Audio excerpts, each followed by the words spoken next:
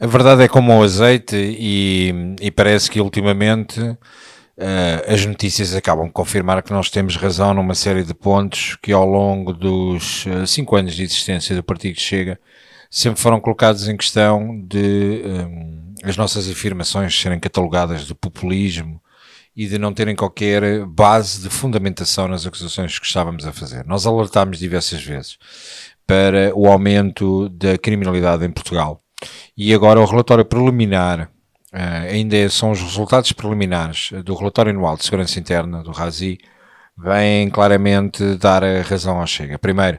as primeiras conclusões que podemos ter é que os crimes graves aumentaram e muito, apesar de, segundo o relatório, a criminalidade na generalidade ter reduzido, o que eu tenho algumas dúvidas, mas os crimes graves aumentaram e também as organizações criminosas, principalmente nas franjas mais jovens da sociedade, tiveram um aumento significativo. Um dos crimes que mais aumentou, segundo o relatório anual de segurança interna, tem a ver com as violações, que terão aumentado cerca de 10%, e estamos a falar daquilo que é declarado, ou seja, daquilo que de facto apresentam queixa. Por todos sabemos que nesta questão da violação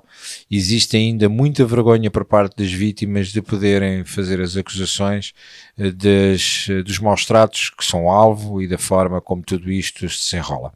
No entanto, continuamos com esta divergência clara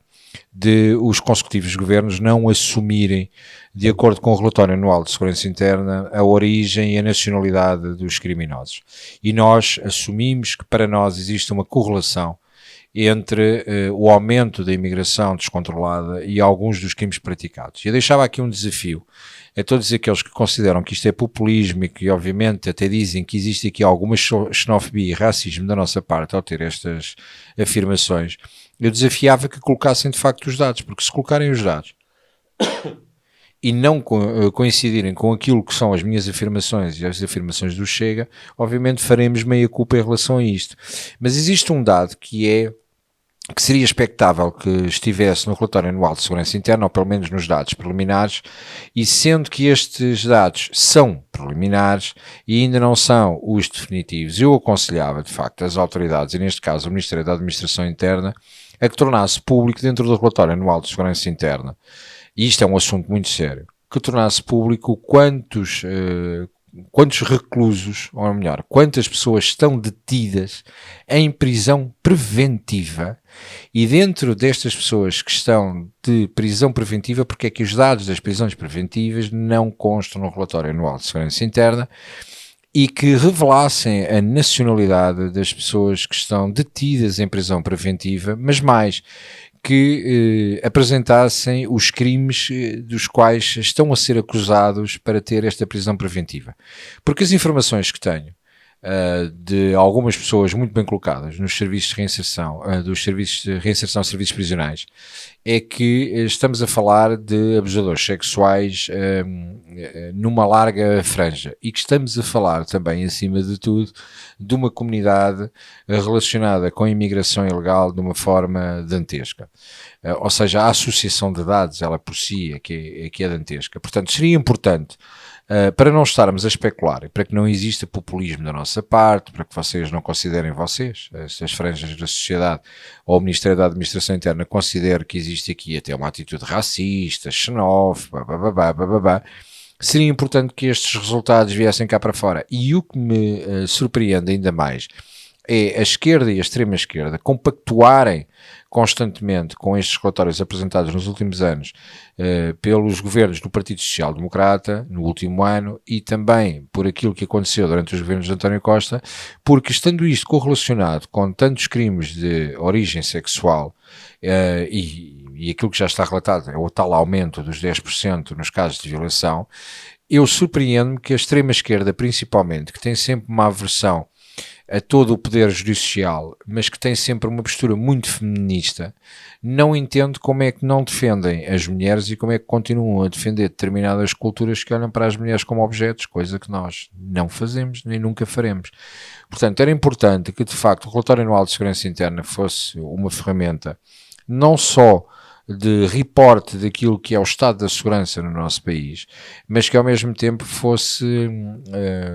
tido em conta de uma forma responsável por todos os partidos políticos para tomar medidas em relação a estes problemas concretos, porque não vale a pena tentarmos tapar o sol com a peneira ou meter este lixo todo para baixo do tapete, considerando que não existe correlação entre uma coisa e a outra, ou seja, a imigração desregulada e a criminalidade, e que não existem correlações dos problemas sociais que temos tido ao longo dos anos e o problema de estarmos a caminhar cada vez para uma sociedade mais pobre, que obviamente levanta sempre um espírito de sobrevivência que leva a roubos, que leva a uma série de consequências sociais que estão em cima da estratificação social, se lhe quiserem chamar. E atenção, que eu não considero que os mais pobres são criminosos e que os mais ricos não são criminosos. Aliás, existe uma franja, por exemplo, num dos maiores flagelos, dando apenas um exemplo, num dos maiores flagelos da sociedade, que é a violência doméstica, onde de facto a denúncia é mais presente nas classes mais desfavorecidas, mas que existe denúncia de terceiros muito presente em classes mais favorecidas, onde por norma existe alguma vergonha em poder denunciar os casos. Por isso eu não estou a dizer que de acordo com a sua classe social a pessoa é mais ou menos criminosa, não é isso que estou a dizer. Não estou a dizer de maneira nenhuma que quem vive em bairro social que são todos criminosos. Tenho os exemplos claros que são das pessoas mais trabalhadoras, porque trabalham dia e noite para conseguir sustentar a sua família com alguma dificuldade, porque o elevador social claramente não funcionou, mas todos sabemos depois o problema que existe, que são uns a trabalhar para sustentar outros que não fazem absolutamente nenhum. Portanto, eu não estou a dizer que seja na classe baixa, na classe média, na classe alta, que existe um sítio onde temos mais criminosos do que outros, é uma situação que é transversal. Agora, entendemos perfeitamente que, por exemplo, nos pequenos furtos existe uma correlação com a dependência direta da necessidade de satisfazer algumas necessidades básicas do próprio ser humano e, portanto, existe um impulso, claro, para esse tipo de crime. Portanto, era interessante que, de facto, fôssemos sérios e que, mais do que políticos, que olhássemos para o relatório anual de segurança interna de uma forma transparente, que os dados fossem todos colocados e a partir daqui cada um toma as suas medidas, ou seja, mais à direita se somos mais securitários e se consideramos que deve haver uma maior judicialização, que as penas devem ser agravadas, etc., e mais à esquerda que podem considerar que deve haver menos polícia ou que deve haver menos supervisão do Estado, etc., na área da segurança e que os tribunais deveriam não prender ninguém e termos uns espaços abertos nos campos fantásticos e maravilhosos.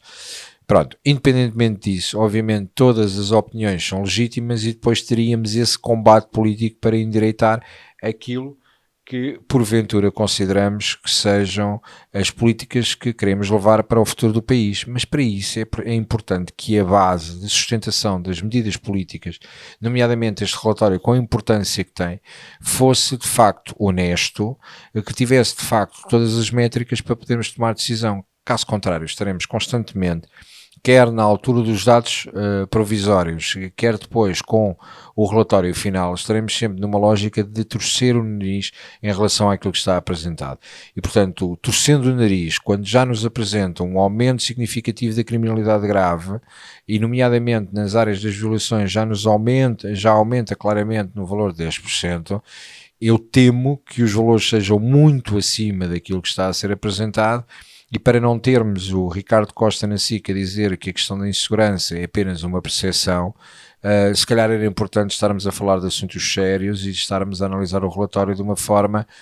honesta por parte de toda a gente, quer por quem fornece os dados, quer por quem faz a análise, quer inclusive depois pelos próprios partidos políticos, que não obstante o pluralismo de opinião e a divergência que teremos sempre no caminho a tomar para resolver o problema da segurança,